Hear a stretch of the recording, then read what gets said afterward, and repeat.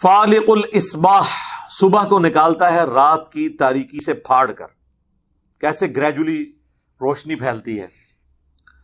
وجعل اللیل سکنا، اور رات کو اس نے بنایا ہے آرام کرنے کے لیے۔ والشمس والقمر حسبانا، اور سورج اور چاند کو حساب کے لیے رکھ دیا ہے۔ سارا یہ حساب ہی سورج اور چاند کی وجہ سے چل رہا ہے، چاہے آپ کے لیونر ایئرز ہوں چاہے سولر ایئرز ہوں۔ پھر چاند ایک کیلنڈر بھی ہے آسمان میں، آپ دیکھیں کہ چاند جب نکلتا ہے بالکل باریک ہوتا ہے، پھر وہ سیمی سرکل بن جاتا ہے 7 دن کے بعد، پورا سرکل بن جاتا ہے 14 دن کے بعد، پھر وہ دوسری طرف سیمی سرکل بن جاتا ہے 21 دن کے بعد۔ تو تھوڑی بہت اگر آپ کو سمجھ ہو تو آپ چاند کے ذریعے تاریخ بتا سکتے ہیں قریب قریب کہ یہ والی تاریخ ہے۔ یہ اللہ کی طرف سے کیلنڈر ہے۔ پھر روزانہ کا ایک کیلنڈر 24 گھنٹوں کا، سورج کے نکلنے سے لے کر غروب ہونے تک۔ گھڑیاں تو اب ہم نے بنا لی ہیں نا، پہلے تو لوگ اسی کے ذریعے سب کچھ کرتے تھے نا، ورٹیکل چیز اپنے گھر کی چھت پہ گاڑ لیتے تھے، اس کے سائے کے ذریعے نمازوں کے اوقات بھی معلوم کرتے تھے، ٹائمنگ بھی معلوم کر لیتے تھے۔ پھر جس دن سورج نہیں نکلتا تھا اس دن پھر غلطی بھی کھا جاتے تھے۔ صحیح بخاری میں آتا ہے کہ صحابہ کرام نے ایک دفعہ روزہ افطار کر لیا، بعد میں سورج نکل آیا، کیونکہ اس زمانے میں علم غیب نہیں ہوتا تھا، وہ بابوں کو ہوتا ہے، صحابہ کو تو نہیں ہوتا تھا، ورنہ روزہ افطار کر لیتے۔ سورج نکل آیا بعد میں، وہ تابعی پوچھتے ہیں کہ پھر کیا کیا تھا؟ انہوں نے کہا پھر اس روزے کی قضا ہی ہم نے دی تھی، کیونکہ ہم تو افطار کر چکے تھے، چاہے غلطی سے کیا، گنتی تو پوری کرنی تھی۔ آج اگر یہ مسئلہ ہو تو پھر ہم ساتھ یہ بھی سوال پوچھیں گے کہ جی اس زمانے میں علم غیب نہیں تھا ہوتا؟ یہاں تو ہمارے بزرگ تو کہتے ہیں جناب سورج تو ہم سے پوچھ کے چڑھتا ہے، ہم تو پوری دنیا کو ایسے دیکھ رہے ہیں جیسے ہتھیلی پہ رائی کا دانہ۔ تو آپ لوگ تو صحابہ، آپ لوگوں کے گھوڑوں کے قدموں کی خاک، جو گھوڑے کے نتنے میں بیٹھے اس کو کوئی غوث کتب ابدال نہیں پہنچ سکتا، تو آپ لوگوں کو نہیں پتا چلا، بعد کے بزرگ تو یہ کچھ سب کچھ دیکھتے ہیں۔ اس زمانے میں کہانیاں ہوتی نہیں تھی۔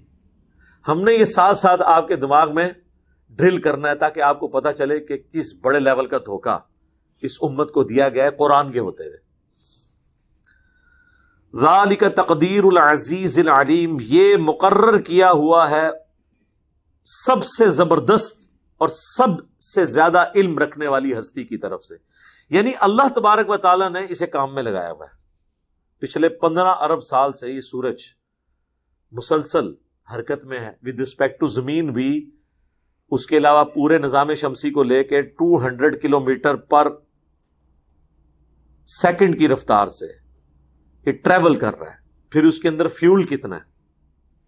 آج وہ کہہ رہے ہیں جناب وہ چائنا نے سورج بنا لیا، وہ پائی چند سیکنڈز کے لیے۔